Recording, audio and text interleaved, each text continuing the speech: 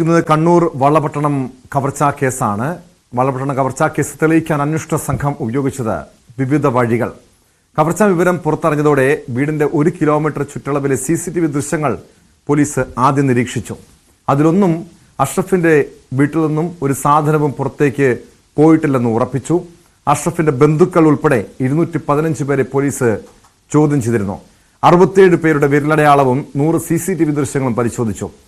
പ്രതി ലിജീഷിന്റെ പൂർവ്വകാലം സംബന്ധിച്ചും പോലീസ് വിശദമായി അന്വേഷണം നടത്തുകയാണ്.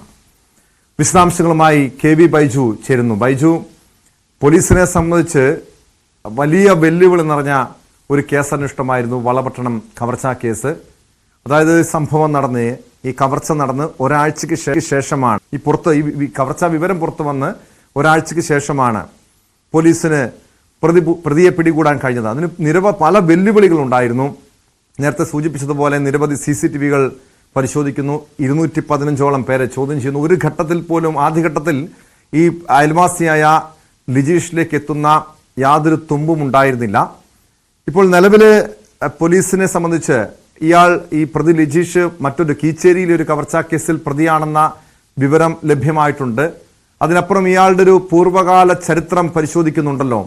ഇത്തരമൊരു ക്രിമിനൽ പശ്ചാത്തലമുള്ള വ്യക്തിയാണോ ലിജീഷ്? ഇതുമായി ബന്ധപ്പെട്ട് പോലീസിന് ലഭ്യമായിട്ടുള്ള വിവരങ്ങൾ എന്തൊക്കെയാണ്?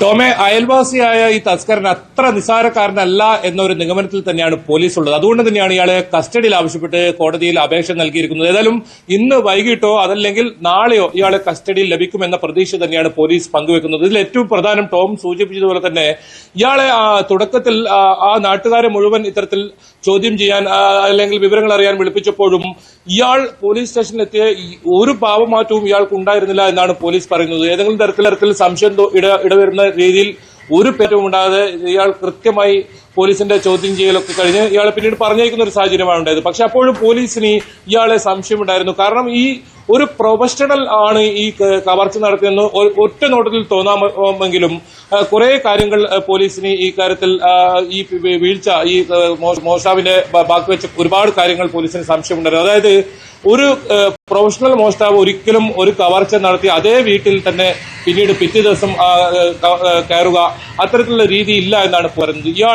ഇയാളുടെ ഒരു ഉളി അത് മറന്നു വെച്ചതാണ്. അത് എടുക്കാൻ വേണ്ടി വീണ്ടും അതേ വീട്ടിൽ കയറിയതാണ് പോലീസിന് തുമ്പായത്. ആ CCTV ക്യാമറയിൽ കൃത്യമായ ആ ദൃശ്യം പതിഞ്ഞതും ആ രണ്ടാമത്തെ ദിവസം 10 മിനിറ്റ് മാത്രം ദൈർഘ്യമുള്ള ആ CCTV ക്യാമറ ഫുട്ടേജ് അതാണ് കൃത്യമായ ഇതിൽ തെളിവായത്. എന്തായാലും ഇയാളെ കസ്റ്റഡിയിൽ വാങ്ങിയാൽ ഇത്തരത്തിൽ മറ്റ് സംസ്ഥാനത്തിന്റെ മറ്റിടങ്ങളിലോ അല്ലെങ്കിൽ കണ്ണൂരിന്റെ ഏതെങ്കിലും ഭാഗങ്ങളിലോ എന്തെങ്കിലും കവർച്ചകൾ നടത്തിയിട്ടുണ്ടോ എന്ന കാര്യത്തിലൊക്കെ അന്വേഷണം നടത്തേണ്ടതുണ്ട്. അത്ര എളുപ്പത്തിലൊന്നും ചോദ്യം ചെയ്യലിൽ പിടികൊടുക്കുന്ന ഒരാളല്ല ഇയാൾ എന്ന് പോലീസ് പറയുന്നുണ്ട്. അതുകൊണ്ട് തന്നെ വിശദമായി ഇയാളെ ചോദ്യം ചെയ്യേണ്ടതുണ്ട്. ടോം സൂചിപ്പിച്ചതുപോലെ തന്നെ ഈ CCTV ക്യാമറകൾ കൂടാതെ കോഴിക്കോട് മുതൽ കാസർഗോഡ് വരെയുള്ള ലോഡ്ജുകൾ ഈ കണ്ണൂർ സ്ക്വാഡ് അതെടുത്തു പറയേണ്ടതാണ്. നമുക്ക് സിനിമയൊക്കെ നമ്മൾ കണ്ടതാണ്. ആ കണ്ണൂർ സ്ക്വാഡിന്റെ പ്രവർത്തനം അത് വലിയ തോതിൽ മികവ് ഉണ്ടാക്കി ആ കവർച്ചയ്ക്ക് തുമ്പുണ്ടാക്കാൻ കഴിഞ്ഞു എന്ന് പറയേണ്ടി വരും. കാരണം ഈ കവർച്ച നടന്നത് 20-ാം തീയതിയാണ്. പോലീസിനെ സംബന്ധിച്ചിടത്തോളം അവരെ ഗോൾഡൻ ഹവർ എന്ന് പറയുന്നത് ആ ഒരു 2 മണിക്കൂർ ആദ്യത്തെ തുടക്കത്തിലുള്ള അതൊക്കെ നഷ്ടപ്പെട്ട് 24-നാണ് ഇത് പരാതി നൽകുന്നത്. അത്രയും ദിവസം വൈകി. അപ്പോഴും നമ്മുടെ ഈ വിരുദ്ധൻ കൃത്യമായി പണവും സ്വർണവും അതിന്റെ മുകളിൽ കിടന്നുറങ്ങുന്ന ഒരു അവസ്ഥ നോക്കണം.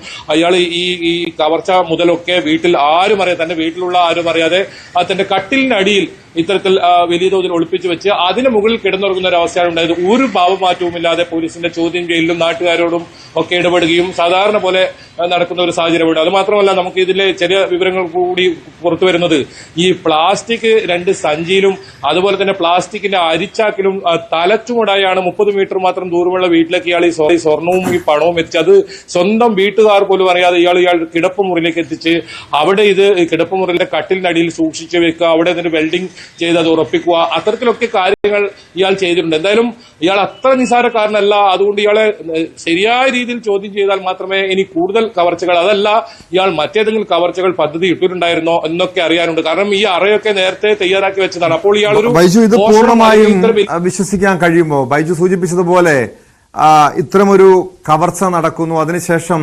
തലച്ചുമടായി അരിച്ചാക്കിലും 2 സഞ്ചിയിലുമായി ഈ മോഷ്ടം മുതൽ പണവും സ്വർണവും സ്വന്തം വീട്ടിലേക്ക് എത്തിക്കുമ്പോൾ അമ്മയും മറ്റു കുടുംബാംഗങ്ങളും ഭാര്യയും ഒന്നും ഇത് അറിഞ്ഞില്ല എന്ന് പറയുന്നത് പൂർണ്ണമായി വിശ്വസിക്കാൻ കഴിയുമോ?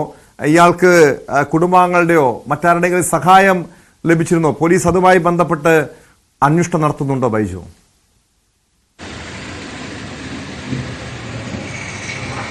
ടോമി, ഈ കാര്യത്തിൽ അന്വേഷണ ഉദ്യോഗസ്ഥരോട് നമ്മൾ സംസാരിച്ചിരുന്നു. പക്ഷേ വീട്ടുകാർക്ക് കൃത്യമായി ഇതിൽ ഒന്നും ഒരു പങ്കുമില്ല എന്ന് തന്നെയാണ് പോലീസ് പറയുന്നത്. പക്ഷെ അതേസമയം കവർച്ചയ്ക്ക് മറ്റാരുടെയും സഹായം, അതായത് പുറത്തുനിന്നുള്ള ആരുടെയും സഹായം ഉണ്ടോ എന്ന കാര്യത്തിൽ ഇയാൾ ഇതുവരെ ഒരു അക്ഷരം വേണ്ടിയിട്ടില്ല. അത് പോലീസിന് കണ്ടെത്തേണ്ടതുണ്ട്. അത് തന്നെയാണ് ഏറ്റവും പ്രധാനം. ഇനിയിപ്പോൾ ഇയാളെ സംഘത്തിൽ ഇനി മറ്റാരെങ്കിലും അത് പുറത്തുണ്ടോ, അത്തരം കാര്യങ്ങൾ അറിയാനുണ്ട്. അതെന്തായാലും പോലീസിനെ സംബന്ധിച്ചിടത്തോളം ഇയാളെ വളരെ വേഗം കസ്റ്റഡിയിൽ വാങ്ങി ആ ചോദ്യം ചെയ്യലേക്ക് നടക്കും. ഏതായാലും വീട്ടുകാർ ഇത് സംബന്ധിച്ച് ഏതെങ്കിലും തരത്തിൽ ഒരു വിവരവും ഉണ്ടായിരുന്നില്ല എന്ന് തന്നെയാണ് പോലീസ് പറയുന്നത്. കാരണം പോലീസ് ഇയാളുടെ വീട്ടിലെത്തി ഈ പണമൊക്കെ ഇവിടെ നിന്നും കണ്ടെത്തുമ്പോൾ ഇയാളുടെ ഭാര്യയും അതുപോലെ തന്നെ മക്കളും അവിടെ ഉണ്ടായിരുന്നു. മക്കൾ ഉറങ്ങുന്ന സമയമായിരുന്നു. പോലീസ് എത്തിയപ്പോൾ അമ്പരപ്പായിരുന്നു അവർക്കെന്നാണ് പറയുന്നത്. മാത്രമല്ല ഇയാളുടെ ഭാര്യയുടെ ബന്ധുക്കളൊക്കെ പിന്നീട് വീട്ടിലേക്ക് എത്തുകയും അവരും വീട് പൂട്ടി അവിടെ നിന്നും പോകുന്ന ഒരു സാഹചര്യമാണ് ഉണ്ടായതെന്ന് പോലീസ് പറയുന്നു. പക്ഷെ അത് ആ മക്കളെ സംബന്ധിച്ചിടത്തോളം 2 മക്കളാണ് ഇയാൾക്കുള്ളത്. ആ മക്കളെ സംബന്ധിച്ചിടത്തോളം വലിയ ഞെട്ടലായിരുന്നു. തന്റെ സ്വന്തം അച്ഛൻ ഇത്തരത്തിൽ വലിയൊരു കവർച്ച, നമുക്കറിയാം ഇത് കേരളം കണ്ടതിൽ ഏറ്റവും വലിയ കവർച്ച, അതായത് വീട് കുത്തി തുറന്ന് ഇത്രയും വലിയൊരു കവർച്ച നടക്കുന്നത് തന്നെ ആദ്യമായാണ്. ആ കവർച്ച മുതലിന്റെ മുകളിൽ 10 ദിവസത്തോളം ഒരാൾ കിടന്നുറങ്ങുന്നു. അങ്ങനെയുള്ള ഒരു കുടുംബം, ആ മക്കളെ സംബന്ധിച്ചിടത്തോളം എത്രത്തോളം ആഘാതമെന്ന് നമുക്ക് എന്തായാലും അത് ഊഹിക്കാവുന്നേ ഉള്ളൂ. അത് പോലീസ് പറയുന്നത് ഏതെങ്കിലും തരത്തിൽ വീട്ടുകാർക്ക് ഇതിൽ അറിവുണ്ടായില്ല എന്ന് തന്നെയാണ്. പക്ഷേ മറ്റേ ആരെങ്കിലും ഈ സംഘത്തിലുണ്ടോ, ഇത് വലിയൊരു സംഘമാണോ, ഇതൊക്കെ അറിയാണ്ട്. ഇയാളെ അത്ര പെട്ടെന്നും ചോദ്യം ചെയ്താൽ ഉത്തരം ഇയാൾ സമ്മതിക്കാത്ത ആളാണ്. കാരണം ഇതിൽ വിരലടയാളമാണ് ഇതിൽ ഏറ്റവും തെളിവായത്. ഈ കീച്ചേരിയിൽ നടന്ന ഈ കവർച്ചയുമായി ബന്ധപ്പെട്ട് നേരത്തെ ഇതിന് മുൻപ് കാര്യമായ മോഷണ പരിചയമില്ല, ഒരു പ്രൊഫഷണൽ മോഷ്ടാവല്ല. പിന്നെ എങ്ങനെയാണ് ഇത്രയും വിദഗ്ധമായ രീതിയിൽ ഈ ലോക്കറിൽ നടക്കം ഈ സ്വർണം മോഷ്ടിക്കുന്ന രീതി ഇയാൾ മനസ്സിലാക്കിയത്, പഠിച്ചെടുത്തത്? അതിനുവേണ്ടി ഗൂഗിളിലടക്കം നിരവധി സെർച്ചിങ് നടത്തിയെന്ന പോലീസിന് ലഭ്യമായിട്ടുണ്ട്, വിവരങ്ങളൊക്കെ ലഭ്യമായിട്ടുണ്ടല്ലോ. അതേക്കുറിച്ച് ഇയാൾ പോലീസിന് മൊഴി നൽകിയിട്ടുണ്ടോ? കൂടുതൽ കാര്യങ്ങൾ വെളിപ്പെടുത്തിയിട്ടുണ്ടോ?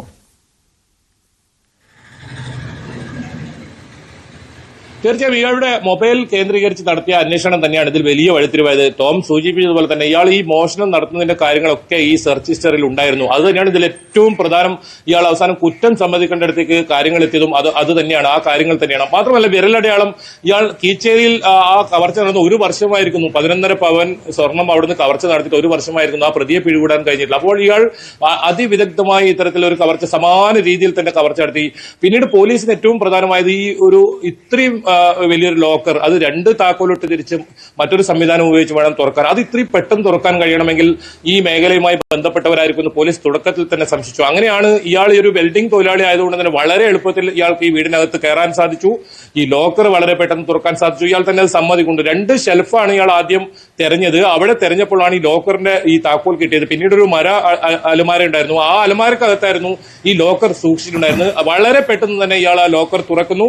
അതിൽ നിന്ന് ഇത്രയും നമുക്ക് 500ന്റെ നോട്ട് 1 കോടിയോളം രൂപ വരുന്നു. അത് ഈ ചാക്കില് അരിച്ചാക്കിലൊക്കെ ആക്കി തലചുമടായി കൊണ്ടുപോകുന്നു. അത് പ്രൊഫഷണൽ രീതിയിലാണ് ഈ കവർച്ച നടത്തിയെങ്കിലും കുറെ പാളിച്ചകൾ കണ്ടപ്പോൾ അതിൽ ഒരു അത്ര വലിയ പരിചയമില്ലാത്ത ആളായിരിക്കുമെന്ന് പോലീസ്.